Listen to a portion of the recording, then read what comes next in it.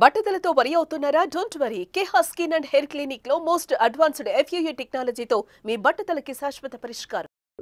అందరంటే నిన్ను చాలా మంది పేషెంట్స్ ని చేస్తున్నారు ఎక్సర్సైజ్. మా పొద్దున్న పూట మేము ఫ్రెండ్స్ అందరం వాకింగ్ చేస్తాం సార్. 2-3 కిలోమీటర్లు కబుర్లు చెప్పుకొని సెల్ ఫోన్ మాట్లాడుకుంటాం.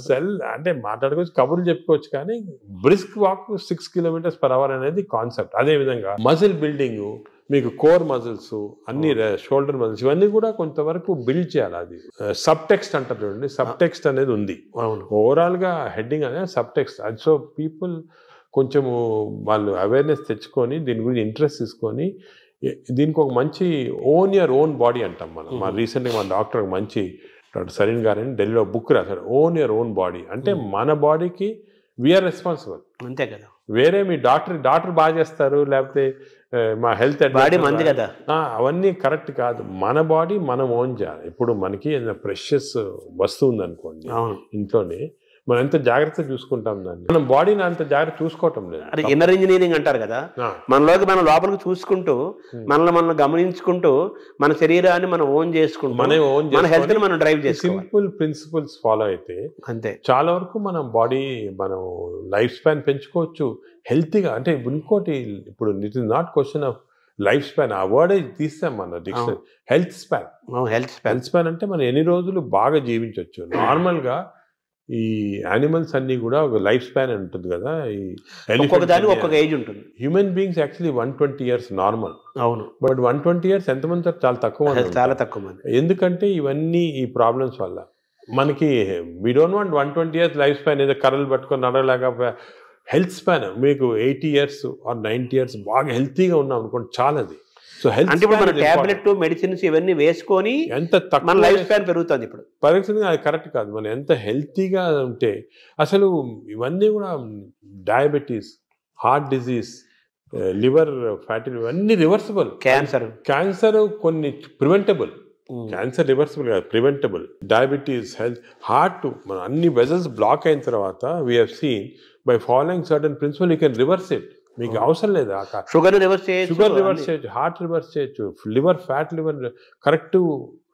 ఈ ప్రిన్సిపల్స్ ఫాలో అయ్యి అంత ఆహారము, యాక్టివిటీ, స్లీప్ అంతా complete it's the digest system. Sir, ఈ క్రమంలో మీరు బ్లూ జోన్ 5 చెప్పారు. ఇప్పుడు బ్లూ జోన్ స్టడీ చేయండి. మీరు అనేది ప్రజలు కూడా బ్లూ జోన్ బుక్స్ తీసుకొని అసలు వాళ్ళు ఎందుకు ఇన్ని రోజులు హెల్తీగా ఉంటున్నారు అని స్టడీ చేస్తే దీంట్లో చాలా నాలెడ్జ్ ఉందండి. అంటే ఇది ఇప్పుడు వచ్చింది కాదు. ఈ బ్లూ జోన్ అనేది 10,000 years గా జరుగుతూ ఉంది. మన భారతదేశాన్ని బ్లూ జోన్ గా మార్చలేదు. మనకి భారతదేశం బ్లూ జోన్.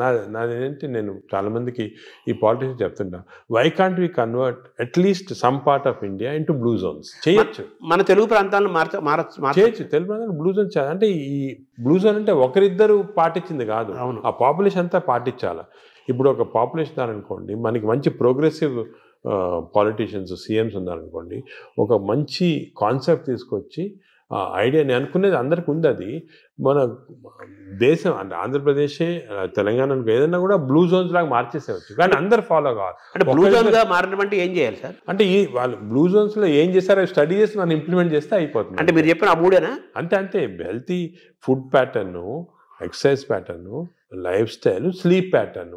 వాతావరణ కాలుష్యం కూడా ఉంది, పొల్యూషన్. ఆ వాతావరణ లక్లీ మనకు అంత లేదు. ఇప్పుడు ఢిల్లీ అనుకోండి, అదే నార్త్ ఇండియా అనుకోండి, ఆ పొల్యూషన్ అనేది మనకి హ్యాండిల్ లేదు, ఏం చేయలేము. కానీ లక్లీ మనం ఇప్పుడు తీసుకున్నాం అనుకోండి, ఇప్పుడు అదేముంది, గ్రీనరీ ఇంక్రీజ్ చేసుకోవటము, అదే అటువంటివన్నీ కూడా చేసుకొని ఈ మన waste plastics, for example other problems plastics.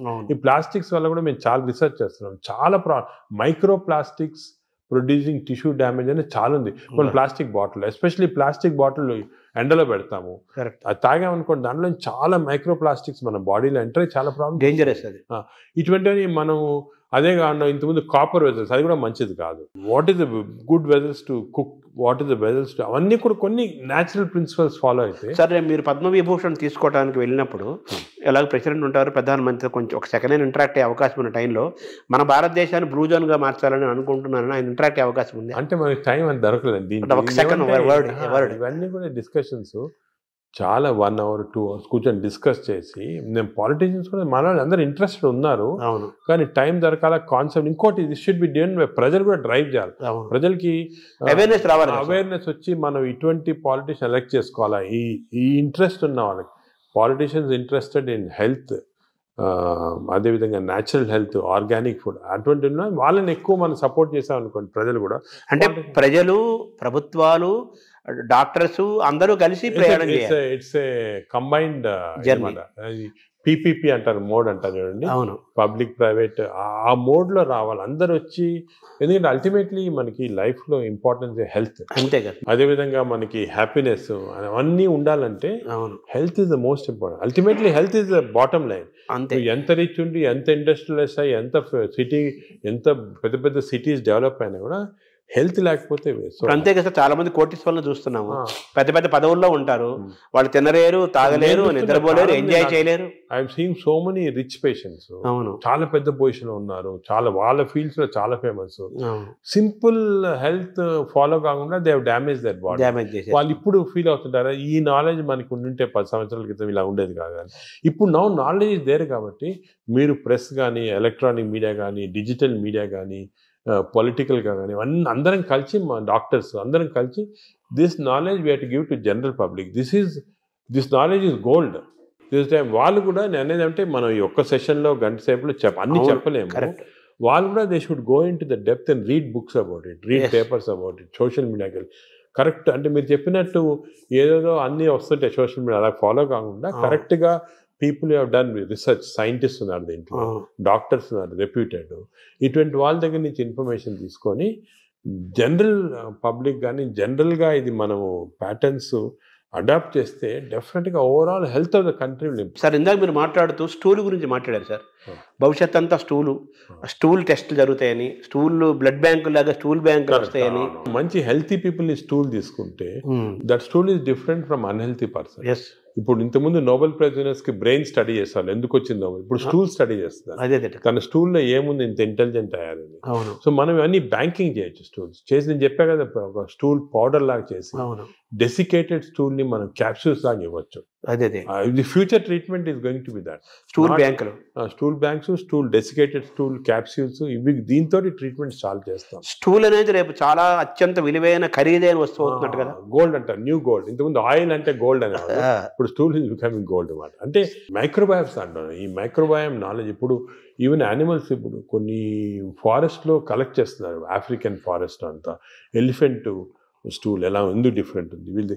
So what are the characters, what give strength to the elephant, what is there in this. ఇందులో నుంచి మనం IBSకి వద్దాం సార్. ఈ IBS గురించి కూడా చాలా చర్చ జరుగుతుంది. ఆ బౌల్ సిండ్రోమ్, ఇరిటబుల్ బౌల్ అంటారు కదా, బౌల్ సిండ్రోమ్, అది కూడా మనకు చాలా ఇంపార్టెంట్. చాలా మంది, కోట్లాది మంది ఫేస్ చేస్తున్న ఇష్యూస్ అవి. మీరు అన్నట్టు IBS 30% of normal population IBS ఉంది. IBS అంటే ఏమి? IBS అంటే symptoms because of gut changes. అంటే డైరియా రావచ్చు, కాన్స్టిపేషన్ రావచ్చు, పెయిన్ రావచ్చు, ఈ కాంబినేషన్ రావచ్చు. కడుపు ఉబ్బరము, అరక్కపోవడము, బ్లోటింగ్, డిస్టెన్షన్, ఇది అది అగైన్ కనెక్టెడ్ టు మైక్రోబయామ్. ఈ ఇరిటబుల్ బౌల్ సిండ్రోమ్ అనేది అగైన్ చెడ్డ అలవాట్ల వల్ల, నువ్వు ఎక్కువ డ్రింక్స్ వల్ల, స్మోకింగ్ వల్ల, ఎక్సర్సైజ్ లేకుండా ఉండటం వల్ల, ఇవన్నీ కూడా.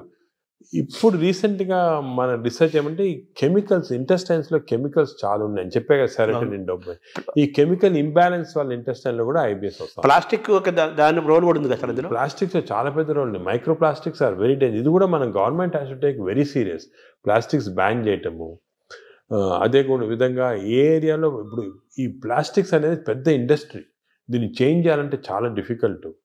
మనం ఫర్ ఎగ్జాంపుల్ ఈ ఫిష్లో చూసాం కదా, మేము కొన్ని ఫిషింగ్స్, ఈ కోస్టల్ ఏరియాస్ ఫిష్లో చాలా ప్లాస్టిక్స్ వాళ్ళు తినేస్తున్నారు. ప్లాస్టిక్స్ అంటే సీలో కానీ రివర్లో కానీ మనలో వేస్తారు. అవి తిని even not drinking plastics, even eating plastics containing food ఇండైరెక్ట్గా, మీట్, ఫిష్, దాంట్లో కూడా మిల్క్లో వెళ్ళిపోతున్నారు plastic. So good cholesterol, bad cholesterol అంటారు కదా. అవునవును. మామూలుగా మీరు ఇందా చెప్పారు good bacteria, bad bacteria.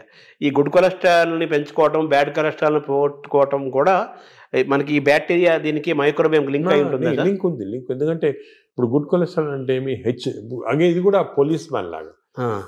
Cholesterol బాడీలో రొటేట్ అవుతుంది కదా. ఆల్ ద LDL కొలెస్ట్రాల్ అంటాం. These are all bad people, terrorist, వీళ్ళందరూ they are bad people. HDL cholesterol అనేది పోలీస్ పీపుల్. ఈ HDL కొలెస్ట్రాల్ కాన్స్టెంట్లీ బాడీలో తిరుగుతూ ఉంటుంది. ఎక్కడెక్కడ ఈ బ్యాడ్ కొలెస్ట్రాల్, బ్యాడ్ పీపుల్ ఉంటే తీసేస్తూ ఉంటుంది మనం. సో HDL కొలెస్ట్రాల్ ఎక్కువ చేసుకోవాలి మనం, అంటే గుడ్ కాప్స్ని ఎక్కువ చేసుకోవాలి. గుడ్ పోలీస్ వాళ్ళని ఎక్కువ చేసుకోవాలి. అది ఫుడ్ హ్యాబిట్స్, ఎక్సర్సైజ్, కొన్ని పర్టికులర్ టైప్స్ ఆఫ్ ఫుడ్లో కూడా హెచ్డిఎల్ కొలెస్ట్రాల్ ఇంక్రీజ్ అవుతుంది. ఇవి చేసి అవి హెచ్డిఎల్ కొలెస్ట్రాల్ నార్మల్గా 40 లిమిట్, 40 కన్నా తక్కువ ఉంటే మంచిది కాదు. మీరు బ్లడ్ ల్యాబ్లో చెక్ చేసుకోవచ్చు. మీ హెచ్డిఎల్ కొలెస్ట్రాల్ 40 కన్నా తక్కువ ఉంటే మంచిది కాదు, అది ఇంక్రీజ్ చేయాలి. అబోవ్ 60 ఉంటే మంచిది, అంటే ఎక్కువ పోలీసు వాళ్ళు ఉన్నారు మీ బాడీలో. ఈ ఎల్డిఎల్ కొలెస్ట్రాల్ 100 కన్నా ఎక్కువ ఉండకూడదు, మంచిది కాదు. 100 కన్నా తక్కువ ఉంటే 70, ఇప్పుడు మేము న్యూ లిమిట్ 70 పెట్టాం. ఎల్డిఎల్ కొలెస్ట్రాల్ 70 కన్నా తక్కువ ఉండి హెచ్డిఎల్ కొలెస్ట్రాల్ 60 కన్నా ఎక్కువ ఉంటే అంటే మంచి కాప్స్ ఉన్నాయి బాడీలో, ఈ టెర్రరిస్ట్ని తీసేస్తున్నాయి అన్నమాట. సో అది ఏం చేయాలి, 60 HDL, less than 100 or less than 70 LDL cholesterol.